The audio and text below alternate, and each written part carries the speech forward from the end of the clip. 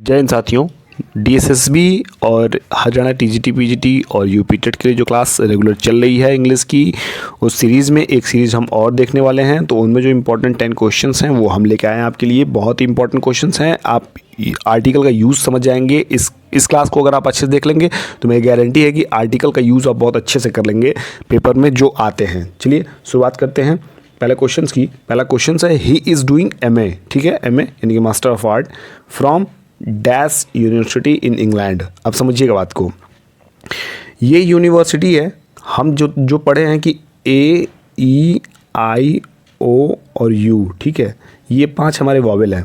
Vowel से पहले हम एन का यूज़ करते हैं और कॉन्सोनेंट जितने हैं उनके पहले हम ए का यूज़ करते हैं, जो कि कुछ रूल्स जो हैं इनके खिलाफ हैं। अब कौन सा रूल इनके खिलाफ है समझिएगा। यहाँ पे यूनिवर्सिटी जो है यू से स्टार्ट है, लेकिन अगर हम हिंदी में प्रोनाउंसिएशन करें तो यूनिवर्सिटी यो से होता है। किससे होता है? यू, यानी कि यो पे बड़ा मात्रा यूनिवर्सिटी। अब समझिएगा कि यही अगर हमारे हिंदी वॉवेल में होता, जिसको हम स्वर कहते हैं, यानी कि अ आ ई उ, अगर इनसे शुरुआत होता तो उसके आगे हम एन का यूज़ करते, लेकिन उससे नहीं है, इसलिए हम इसमें यूज़ नहीं करेंगे और यहाँ पे यूज़ हम ए का करेंगे। किसका करेंगे? ए का। तो उम्मीद है इसको समझाने का तरीका मेरा बहुत अच्छा रहा होगा। अगर अच्छा रहा होगा तो प्लीज़ क्लास को लाइक करिएगा। दूसरा क्वेश्चन देखते हैं। दूसरा क्वेश्चन क्या कह रहा है कि I have dash glass of mild every morning, ठीक है। अब समझिएगा कि आई हैव ग्लास किसका होता है?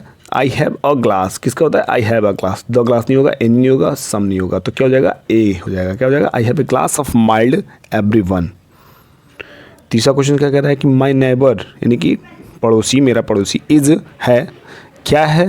देखिए यहाँ समझिएगा, ये थोड़ी सी समझने वाली बात है।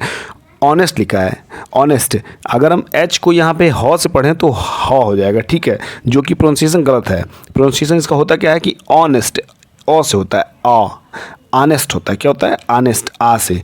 तो जब भी मैंने बोला कि हिंदी का अगर स्वर से स्टार्ट हो रहा है तो उसके आगे एन का यूज़ हम जनरली हर हाल में करेंगे। तो देखिए ऑनेस्ट के पहले हम क्या यूज़ करेंगे? एन का यूज़ करेंगे। तो my neighbour is an honest person, तो एन ए हट जाएगा, द हट जाएगा, एन हट जाएगा, एन का यूज़ जो है सुपीरियर हो जाएगा। चौथा क्वेश्चन है। चौथा क्वेश्चन देख रहे हैं हम लोग। The ring is made of, बताना हमें कि the ring is made of. ध्यान देखिएगा कि जब खुद यहाँ चौथे ऑप्शन में नन ऑफ दीज भी होना चाहिए था। एक ऑप्शन होता है नन ऑफ दीज, ठीक है। अगर ये ऑप्शन होता है तो हर जगह ये सुपीरियर माना जाता है कि हमें 3 ऑप्शन में से अगर नहीं समझ में आया तो चौथा ऑप्शन हम इसको टिक करते हैं। तो यहाँ पे होगा क्या? नन ऑफ दीज होगा, क्योंकि मेड ऑफ गोल्ड, हम गोल्ड को मतलब डिटरमाइन नहीं कर सकते, ठीक है। डिटरमाइन यानी कि द का यूज़ नहीं कर सकते, ए का और एनी का बिल्कुल नहीं कर सकते हैं। यहाँ पे नो डिटरमिनर हो जाएगा, ठीक है। तो इस तरह नन ऑफ दीज जो ऑप्शन है वो टिक हो जाएगा। 5वां क्वेश्चन है, और देखिए 5वें क्वेश्चन पहले मैं आप सभी से कहूँगा कि जो भी लोग चैनल को सब्सक्राइब नहीं किए हैं या पहली बार आए हों या चैनल देख रहे हों लेकिन सब्सक्राइब नहीं किए, तो प्लीज़ सब्सक्राइब द चैनल और बेल आइकन प्रेस करना बिल्कुल ना भूलिए, क्योंकि जितने भी क्लास आपको यहाँ से दिए जाएंगे वो टाइम टू टाइम आपके पास बेल आइकन प्रेस करने की वजह से ही आपके पास टाइम टू टाइम मिलती रहेंगी। तो चलिए जरूर सब्सक्राइब करिए और क्लास अच्छा लगे तो जरूर लाइक करिए। तो 5वां क्वेश्चन क्या कह रहा है कि you should always carry umbrella with you. You should always carry यानी कि आपको चाहिए क्या? हमेशा कैरी करना चाहिए क्या? अम्ब्रेला विथ यू, अपने साथ, छाता को अपने साथ हमेशा कैरी करना चाहिए। तो यहाँ पे जो हमें फिल करना है, यू शुड ऑलवेज कैरी। अब यहाँ पे अम्ब्रेला के पहले जो है डैश है, जो कि इसमें मिस प्रिंट हो गया मुझसे, ये समझिएगा। कैरी, अब अम्ब्रेला देखिएगा, ANY ऑफ यू, तो क्या यहाँ पे फिल करेंगे हम लोग? समझिएगा अम्ब्रेला है तो अम्ब्रेला किससे होता है? ओ से। अम्ब होगा, ये हो जाएगा अम्ब्रेला। तो अभी मैं जितना बताया हूँ उसके आधार पे मुझे उम्मीद है कि सभी लोग बता पाएंगे कि यहाँ पे क्या यूज़ होगा। यहाँ पे एब्सोल्युटली एन का यूज़ होगा। क्या होगा? एन का यूज़ होगा, क्योंकि ओ से स्टार्ट हो रहा है हमारा, तो अम्ब्रेला जो हमारा एन अम्ब्रेला हो जाएगा। 6वां क्वेश्चन क्या कर रहा है? 6वां क्वेश्चन हम देख रहे हैं कि खाली स्थान यानी कि यहाँ पे स्पेस है। First item in today's programme in a song. देखिए समझिएगा, ANY सम द, क्या यूज़ करेंगे इस खाली स्थान पे? EM को बताना है। First item in today's programme is a song.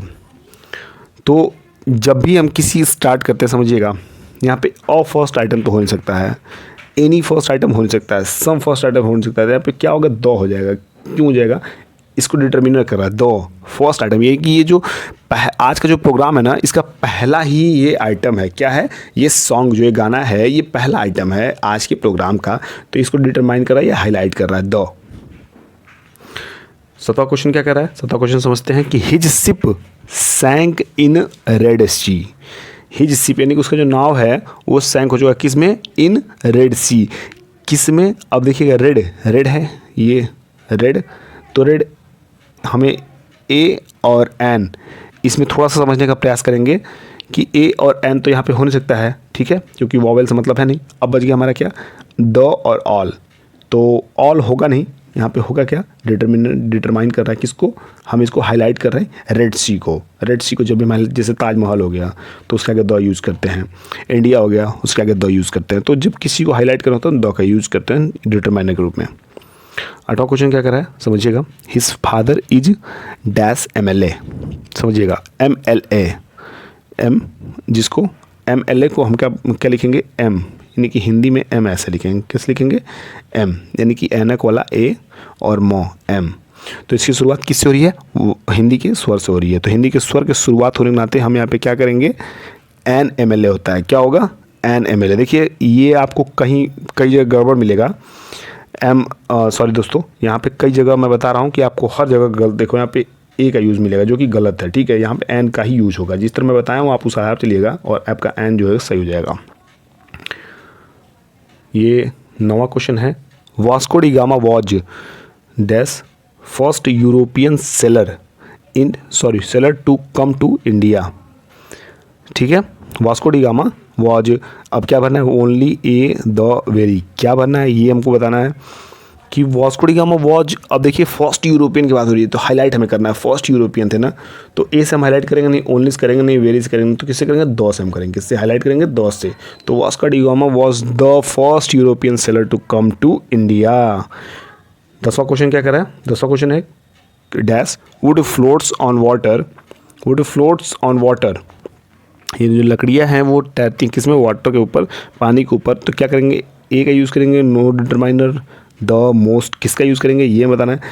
तो बिल्कुल यहाँ पे किसी को हाईलाइट नहीं करना है। वुड मतलब लकड़ियाँ हैं, कोई खास लकड़ियों की बात होती तो हम करते हैं यहाँ पे, लेकिन बात लकड़ियों की है तो लकड़ियों के सेंस में हम यहाँ पे एक ऑप्शन जो मैंने आपसे बोला है कि नन ऑफ दीज, ठीक है, यहाँ पे वही टिक हो जाएगा, यानी कि सेकंड ऑप्शन जो हमारा इसको टिक करके और सही करेंगे। इस तरह जो इंपॉर्टेंट क्वेश्चन 10 क्वेश्चन जो हो सकते थे DSS SSB के लिए, हरियाणा TGT PGT PRT के लिए और UP टेट के लिए, मुझे उम्मीद है ये सारे क्वेश्चंस आपको अच्छे लगे होंगे और डिटरमिनर जो जितना है आर्टिकल है आपको समझ में आया होगा। अगर आपको समझ में आया तो प्लीज़ क्लास को लाइक करिएगा और कमेंट में ज़रूर बताइएगा कि क्या आपको समझ में आ रहा है या नहीं आ रहा है। मैं उसको इम्प्रूव करने का प्रयास करूँगा। मैं इसी उम्मीद के साथ फिर विदा लेता हूँ कि आपकी अपनी तैयारी जो है वो बहुत अच्छी चल रही होगी। मेरी तरफ से बेस्ट विशेस आप सभी के लिए है। आप अभी अगर अपनी तैयारी अच्छी रखेंगे तो पेपर टाइम कोई टेंशन, कोई आपको डिस्कशन नहीं करना पड़ेगा, एकदम रिलीफ माइंड के साथ आप पेपर देंगे और मेरी बेस्ट विशेस आपके साथ है। तो चलिए फिर मिलते हैं अगली क्लास में, तब तक के लिए बाय बाय, टेक केयर।